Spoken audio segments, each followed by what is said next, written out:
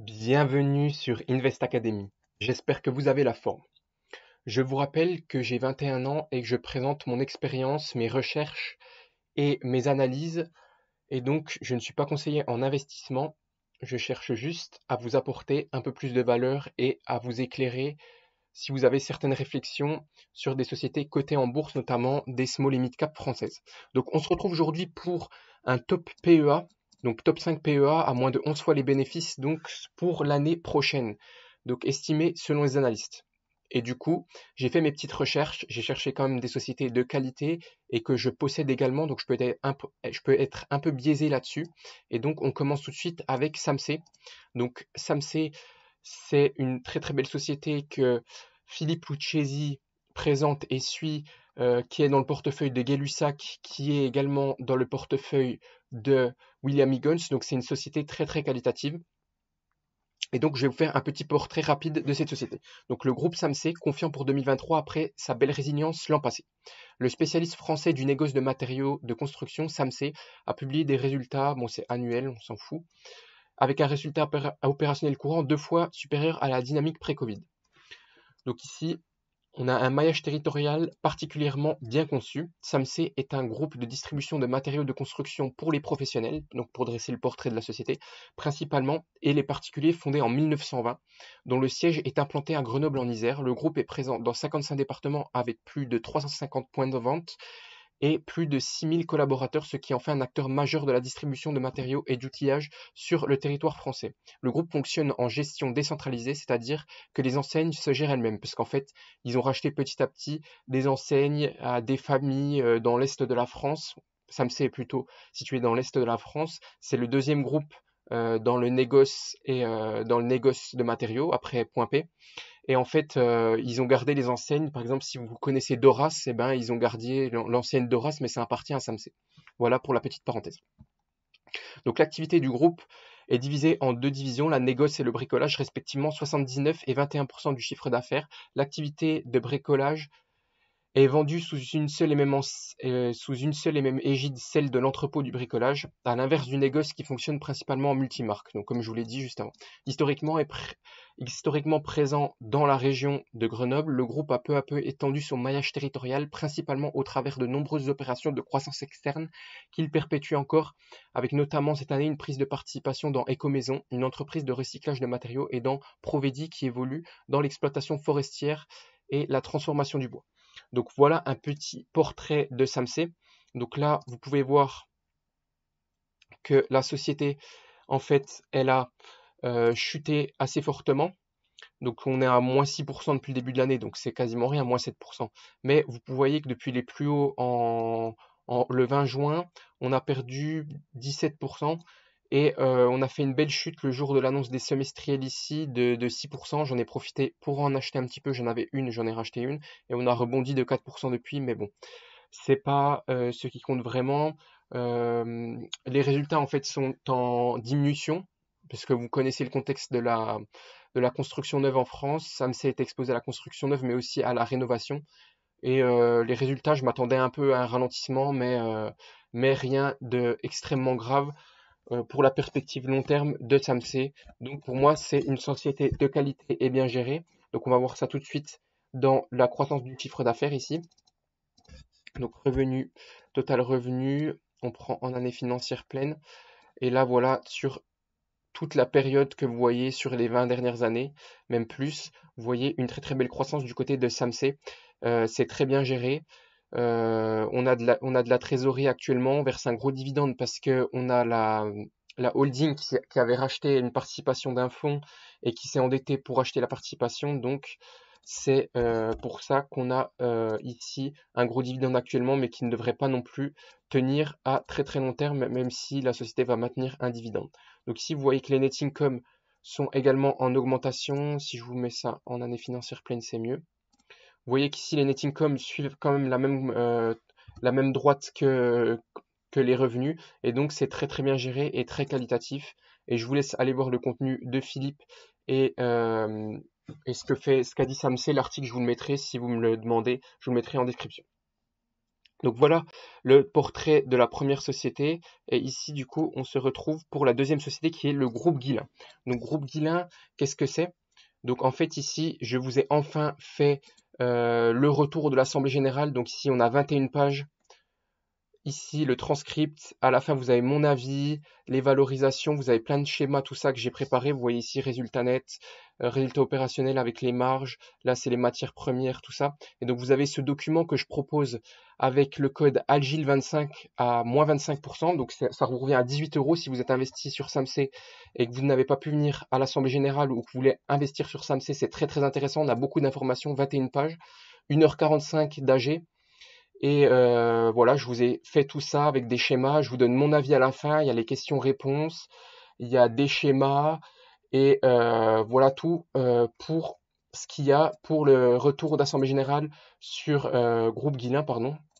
Et donc vous avez le lien dans la description et avec le code ALGIL25 qui est disponible jusqu'au 28 septembre. Donc vous avez ce petit travail, donc j'ai pris 5 à 10 heures à le faire quand même, qui est au prix de 18 € au lieu de 24 €. Donc pourquoi c'est pris? À cause de la TVA. Normalement c'est 24 € et là avec les moins 25%, donc le code AGIL25 en majuscule, vous avez moins 25% sur ce petit document très bien préparé avec tout ce que j'ai mis ici, tout ce qui est dit, surligné, tout ça. Donc voilà, c'était le petit moment pub. Donc groupe Guillain, qu'est-ce que c'est en fait? C'est tout simplement le leader européen des emballages alimentaires.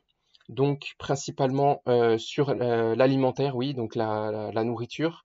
On est sur les barquettes, donc quand vous avez les croissants et les gâteaux en grande et moyenne surface CE. Quand vous avez des barquettes en plastique de fraises CE. Quand vous allez au supermarché, quand vous allez à la boulangerie acheter votre croissant CE.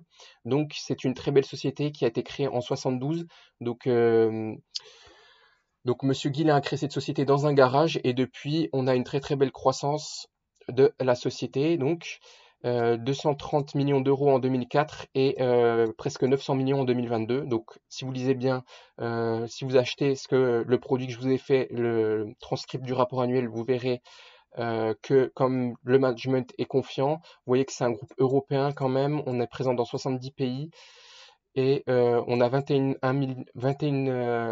000 références, 3 000 salariés et voilà, c'est une très très belle small et mid cap française qui d'ailleurs est dans le portefeuille de Gay-Lussac qui a été rajouté ici, notamment parce que ils se sont renforcés dans Guillain parce qu'ils la considèrent peu valorisée. Et là, vous pouvez voir les participations Sextant, Indépendance Expansion qui détiennent plus de 2% du capital, etc., etc. Donc au niveau de Groupe Guillain, en fait, il y a pas mal de plastic bashing dessus. Et la société est en train de pivoter très fortement sur des emballages multimatériaux, donc également en carton. Et moi, la stratégie me plaît. Là, on a eu un petit retour de la société à des prix assez intéressants à l'Agile. Et la société est selon moi toujours assez peu valorisée malgré un gros rebond depuis un an de plus de 27%. Ici, vous voyez qu'on a eu un petit ralentissement ici de 12-13%. Donc voilà tout. Groupe Guillain, juste pour vous montrer les revenus et la croissance, les net income, pardon. Donc là, si je vous prends en année financière pleine, de toute façon, je vous les ai montrés juste avant. Voilà les revenus, très belle croissance organique et par croissance externe, donc en développant la gamme actuelle et en rachetant des concurrents sur le secteur. Et les net income, ils suivent le même langage ici.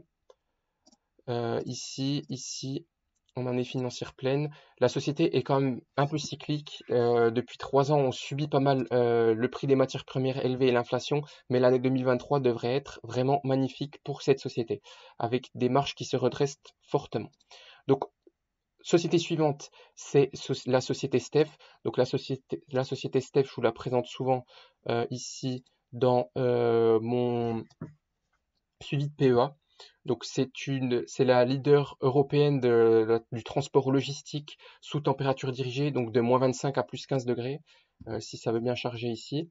On est sur une société avec plus de 20 000 employés.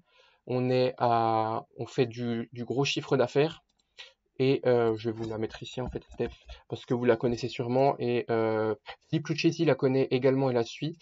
et on est vraiment sur une société très qualitative et assez sous-évaluée. Ici, donc, au niveau des revenus, vous voyez la très belle qualité de la société.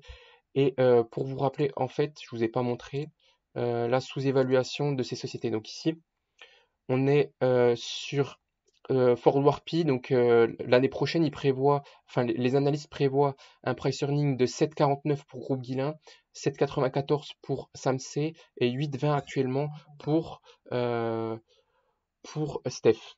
Donc voilà tout pour la société Steph. Ensuite, on passe à la société suivante qui est la société LDC. Donc LDC, on est également sous-évalué ici, je peux vous le montrer. On a également à 8,49 en price earning. Donc LDC, pardon, c'est Lou le ticker symbole. Voilà. Donc société très qualitative dans les ovoproduits euh, et les et également c'est la société qui fait des poulets. Donc on est également sous-évalué ici. On a eu pas mal de vents contraires ces dernières années. Et on est toujours également en forward P 8,5, vous voyez, on est toujours assez sous-évalué. Pour vous le rappeler, en fait, c'est toutes des entreprises familiales ou gérées par un management très qualitatif. Et donc ici, vous voyez qu'on ait une très belle croissance des revenus, des marges assez faibles, mais ça vient de la grande distribution, c'est normal. Ici, au niveau des net income, vous voyez que c'est en très belle croissance également. Et je vous ferai, dites-moi si vous voulez des vidéos plus précises dessus. Dernière société, c'est Veralia. Donc Veralia, je vous en parle assez souvent également. Elle a été, elle vient de la scission de Saint-Gobain. Et actuellement, en fait, on a un effet prix qui est très fort, on a un pricing power très fort sur ces sociétés qui se premiumisent. Et donc, vous voyez ici, au niveau des revenus, elle est cotée depuis 2018, il me semble. Donc, vous voyez ici, au niveau des revenus, c'est très très croissant actuellement. Et on a un forward P de 8,7 actuellement. Et petit bonus, c'est la société Clinica Baviera. Donc, Veralia, elle fait des emballages alimentaires en verre, donc des bouteilles en vin, des pots en verre, tout ça. Et la dernière société, c'est une petite pépite qui a bien augmenté ces derniers temps. C'est la société Clinica Baviera, donc qui a des cliniques ophtalmologie, qui fait de l'ophtalmologie, donc pour la presbytie, tout ça, elle fait des opérations. Et c'est une société espagnole.